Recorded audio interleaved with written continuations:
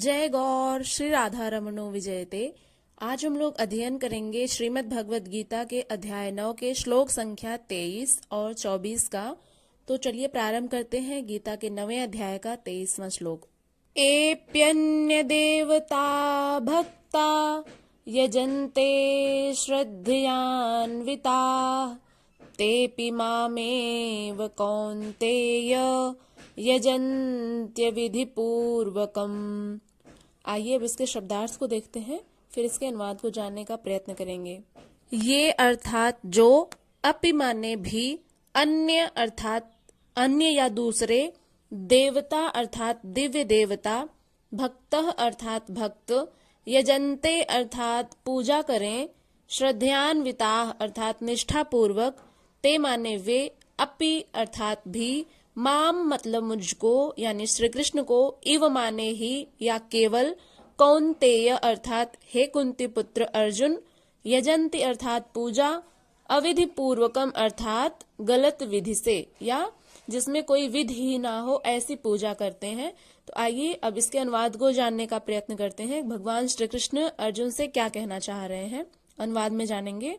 मित्रों, इसके अनुवाद को जानने से पूर्व हम कल के पाठ का अनुवाद जान लेते हैं। भगवान श्री कृष्ण ने कल क्या कहा था?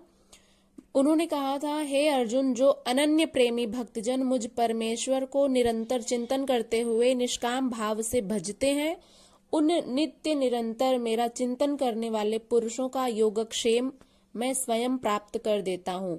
योगक्षेम के बारे में हमने पढ़ा था, जिसके बारे में हमने बताया था योग का अर्थ होता है जो ना हो उसकी पूर्ति करना, और क्षेम का अर्थ हमने बताया था कि जो है उसकी रक्षा करना। तो भगवान श्री कृष्ण अपने भक्तों की योगक्षेम की विधि से उनकी रक्षा करते हैं, यानी जो उनके भक्तजनों के पास नहीं है उनकी पूर्ति करवाते हैं उस चीज की, और जो है उसकी रक्षा करते हैं। यहाँ तक हमने पढ़ लिया था। आज का जो अनुवाद है उसको जानेंगे।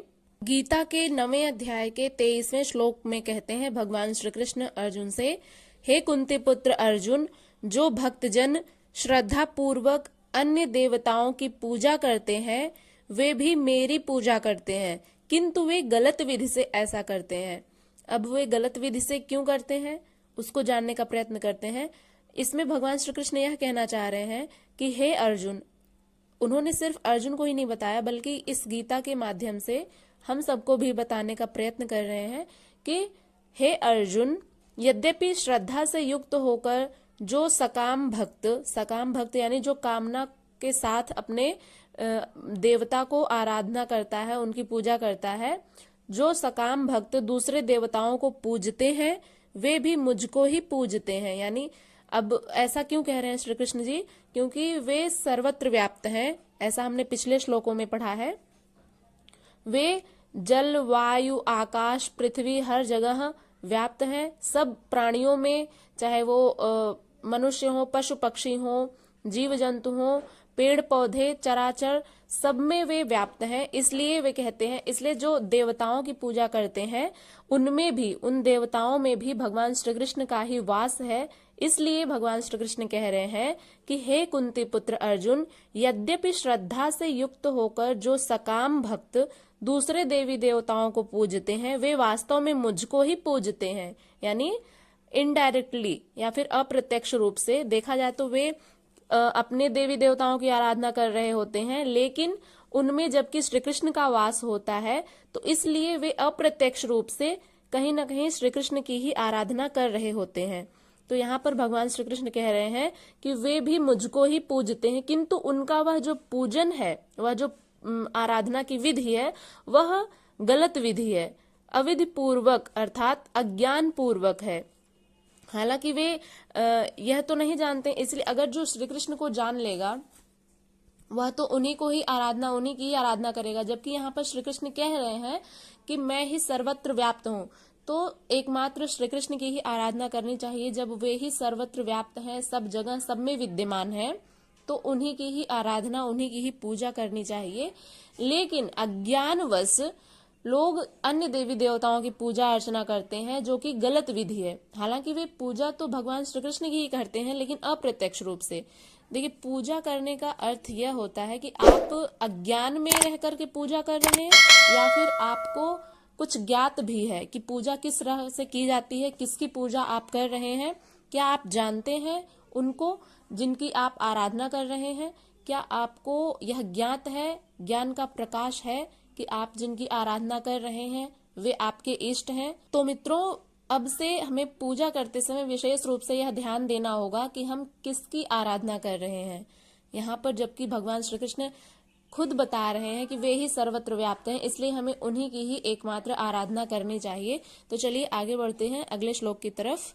मित्रों, यहाँ पर एक प्रश्न उठ सकता है कि जब वे भी प्रकारांतर से आपको ही पूजते हैं और फल भी मिलता ही है तो दोष क्या है। यानी अन्य देवी देवताओं को पूजते हुए भी अप्रत्यक्ष रूप से जब मनुष्य श्री कृष्ण को ही पूजते हैं तो उसमें दोष क्या है, इसको अगले श्लोक में जानते हैं। आइए प्रारंभ करते हैं गीता के 9वें अध्याय का 24वां श्लोक। अहम ही सर्व यज्ञानाम भोक्ता च प्रभुरेव च न तो माम अभिजानन्ते तत्त्वेनातश्च्यवन्ति ते। आइए मित्रों, अब इसके शब्दार्थ को जानने का प्रयत्न करेंगे। अहम अर्थात मैं, ही माने क्योंकि, सर्व अर्थात सब में, यज्ञानाम अर्थात यज्ञों में, भोक्ता अर्थात भोक्ता, च माने और या तथा, प्रभु अर्थात प्रभु या भगवान, एव माने ही या केवल, च माने और या तथा, न माने नहीं, तो माने परंतु, माम अर्थात मुझको, अभिजानन्ति अर्थात अनुभव करते हैं, तत्वेन अर्थात तत्व से या भगवत स्वभाव से, अतः अर्थात अतः, च्यवन्ति अर्थात गिरते हैं या संसार में भटकते हैं, पुनः जन्म मरण के चक्र में फंस जाते हैं, ते माने वे। तो ये रहा शब्दार्थ। आइए अब इसके अनुवाद को जानेंगे। भगवान श्री कृष्ण कहते हैं, मैं सभी यज्ञों का भोक्ता तथा एकमात्र स्वामी हूँ, किंतु जो लोग मेरे दिव्य स्वरूप को नहीं समझ पाते उन्हें पुनर्जन्म लेना पड़ता है। यानी अभी हमने पिछले श्लोक में पढ़ा कि जो अज्ञानी जन होते हैं, जिन्हें भगवान श्री कृष्ण का बोध नहीं रहता है, जो यह नहीं जानते हैं कि वह परमात्मा सर्वत्र व्याप्त है, ऐसे हमारे भगवान श्री कृष्ण सच्चिदानंद घन स्वरूप वे सर्वत्र व्याप्त हैं और वे खुद इस गीता के 9वें अध्याय के 24वें श्लोक में बता रहे हैं कि मैं सभी यज्ञों का भोक्ता तथा एकमात्र स्वामी हूँ। और जो लोग इस सत्य को नहीं समझ पाते हैं उन्हें ही पुनः इस संसार चक्र में, जो जन्म मरण का चक्र है, पुनः इसी चक्र में उन्हें फंस जाना पड़ता है, यानी पुनः उन्हें जन्म लेना पड़ता है। अब इसको थोड़ा सा सरलता से व्याख्यायित करने का प्रयत्न करते हैं। भगवान श्री कृष्ण कह रहे हैं कि जो संपूर्ण यज्ञों का भोक्ता और स्वामी है वह मैं ही हूँ, परंतु वे मुझ परमेश्वर को तत्व से नहीं जानते हैं। तत्व यानी जो दिव्य स्वरूप है उनका, ऐसे उनकी दिव्यता को नहीं जान पाते हैं, इसीलिए वे गिरते हैं। यहाँ पर एक शब्द आया है अभिजानन्ति, यानी जानते हैं, च्यवन्ति अर्थात गिरते हैं। जो नहीं जानते हैं वही गिरते हैं। गिरते हैं का अर्थ है कि वही संसार चक्र में पुनः फंस जाते हैं, पुनः जन्म लेना पड़ता है उनको। तो इसीलिए यहाँ पर भगवान कह रहे हैं कि जो मुझ परमेश्वर को तत्व से नहीं जानते हैं, इसीलिए वे इस संसार में पुनः जन्म लेते हैं, अर्थात इस संसार में गिरते हैं, जन्म मरण के चक्र में फंस जाते हैं। तो मित्रों, हमें क्यों फंसना है इस संसार चक्र में?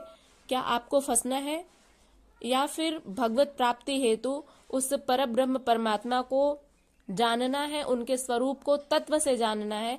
जब हम लोग गीता पढ़ रहे हैं तो जब हम ही लोग नहीं जानेंगे तो और बाकी लोग जो नहीं जान रहे हैं उन्हें तो उतना दोष नहीं लगेगा, लेकिन हम और आप जो भी इस वीडियो को देख रहे हैं, जो भी गीता के श्लोकों को पढ़ते हैं, सिर्फ इस वीडियो को ही नहीं देख रहे हैं, जो खुद से भी पढ़ते हैं घर पर गीता के श्लोकों को, या जिन्हें ज्ञान है गीता का, वे भी अगर इस तरह की मूर्खता करते हैं तो उन्हें दोष तो लगेगा ही, साथ ही उन्हें भी जन्म लेना पड़ेगा, पुनः इसी संसार चक्र में फंस जाना होगा।